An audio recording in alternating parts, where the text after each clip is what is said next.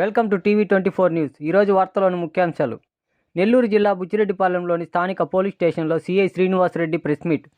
ఈ సందర్భంగా సిఐ శ్రీనివాసరెడ్డి మాట్లాడుతూ, వినాయక చవితి సందర్భంగా ఎక్కడా ఎటువంటి అవాంఛనీయ సంఘటనలు జరగకుండా ప్రభుత్వం వారు ఏర్పాటు చేసిన 7995095800 నెంబర్కు వాట్సాప్ ద్వారా హాయ్ అని సందేశం పంపిస్తే నిరభ్యంతర పత్రం కోసం ఇందులో అనుసరించవలసిన ganeshootsav.appolice.government.in అనే వెబ్సైట్ నందు గణేష్ మండపం ఏర్పాటు చేయదలిచిన కమిటీ సభ్యులు, మండపం ఏర్పాటు చేయు ప్రదేశము, పోలీస్ స్టేషన్ పరిధి, విగ్రహం ఎత్తు, మండపం ఎత్తు, విగ్రహ ప్రతిష్ట ఏ రోజు జరుగుతుంది, నిమజ్జనం ఎక్కడ జరుగుతుంది, ఏ సమయంలో చేస్తారు, ఏ వాహనం ద్వారా నిమజ్జనం చేస్తారో వంటి వివరాలు నమోదు చేసుకోవాలన్నారు.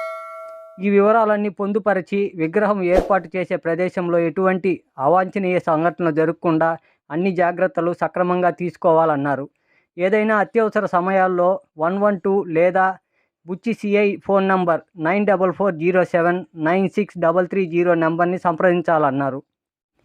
ఇలాంటి మరిన్ని సరికొత్త ఎక్స్క్లూజివ్ వార్తల కోసం మన టీవీ24 న్యూస్ ఛానల్ని ఒక లైక్ చేసి సబ్స్క్రైబ్ చేసుకోండి. ఎప్పటికప్పుడు సరికొత్త వార్తలతో టీవీ24 న్యూస్.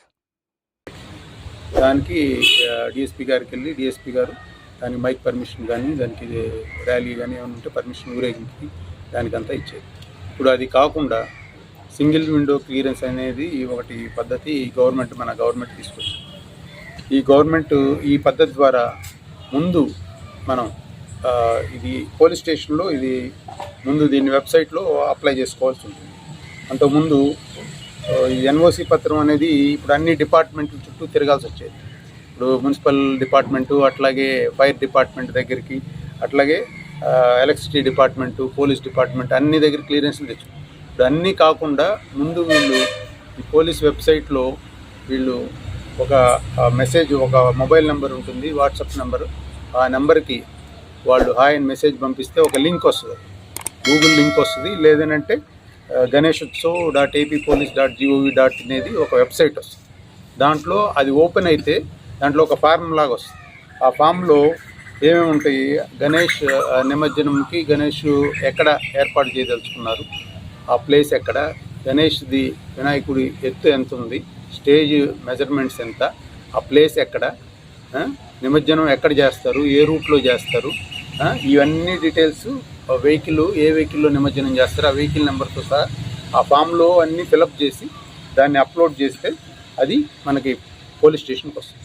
పోలీస్ స్టేషన్కి వచ్చిన తర్వాత మనం అవన్నీ కరెక్ట్గా ఉన్నాయో లేదో చెక్ చేసుకొని అది మళ్ళీ ఈ మిగతా డిపార్ట్మెంట్స్ ఏవైతే ఉన్నాయో అన్నిటికీ పంపిస్తే వాళ్ళన్నీ కూడా వెరిఫై చేసి అక్కడ వెళ్ళి ఆ కరెంట్ కనెక్షన్స్ కానీ, వాళ్ళు ఏదన్నా డైరెక్ట్గా లాగి ఉన్నారా, లేదంటే రోడ్డుకి అడ్డంగా ఉందా, లేదంటే అన్నీ మనం మున్సిపాలిటీ వాళ్ళు అందరూ కూడా చెక్ చేసి వాళ్ళు క్లియరెన్స్ ఇచ్చిన తర్వాత రిసిప్ట్ అది వాళ్ళు చలాన్ కట్టుకున్న తర్వాత మనకి మళ్ళీ పోలీస్ డిపార్ట్మెంట్కి వచ్చిన తర్వాత పోలీస్ డిపార్ట్మెంట్ నుంచి ఎన్ఓసి ఇస్తారు. ఇది ప్రాసెస్ అన్నమాట. ఇప్పుడు అందరూ కూడా మహిళా పోలీస్తో కూడా మేము మీటింగ్ పెట్టాము, వాళ్ళకు కూడా గ్రూప్లో పెట్టాము. ప్రతి విలేజ్లో మండపం పెట్టుకోవాలంటే ఈ పద్ధతిలో అందరూ కూడా అప్లై చేసుకోవాలి. పర్మిషన్ లేకపోతే అది కౌంట్లోకి రాదు, దాని మీద యాక్షన్ తీసుకోబడుతుందని కూడా అందరికీ చెప్తున్నాం. దీనికి సంబంధించి మొత్తం కూడా వీళ్ళందరికీ కూడా మేము కొన్ని ఇన్స్ట్రక్షన్స్ ఇవ్వటం జరిగింది. ఎక్కడైతే వినాయకుడి విగ్రహము ప్రతిష్ఠిస్తారో దానికి రోడ్డు మీద ఎక్కడ కూడా అబ్స్ట్రక్షన్ చేసే విధంగా పెట్టకూడదు. రోడ్డుకి, ట్రాఫిక్కి, రెగ్యులర్ ట్రాఫిక్కి అబ్స్ట్రక్షన్ చేసే విధంగా ఉండకూడదు. అట్లాగే దానికి ఊరేగింపు కానీ, అట్లాగే అక్కడ జరిగే సాంస్కృతిక కల్చరల్ ప్రోగ్రామ్స్ ఏముంటాయి, పాట కచేరీలకి ముందుగా పర్మిషన్ దాంట్లోనే తీసుకోవాలా. తర్వాత ఈ వినాయకుడి విగ్రహాలు విలేజెస్లో చేసే దగ్గర పార్టీకి సంబంధించిన ఫ్లెక్స్లు కానీ అవి వేసి అనవసరమైన గొడవలకి కారణం అయ్యేదానికి అవకాశం ఉంటుంది కాబట్టి వాటిల్ని అనుమతించబడదు.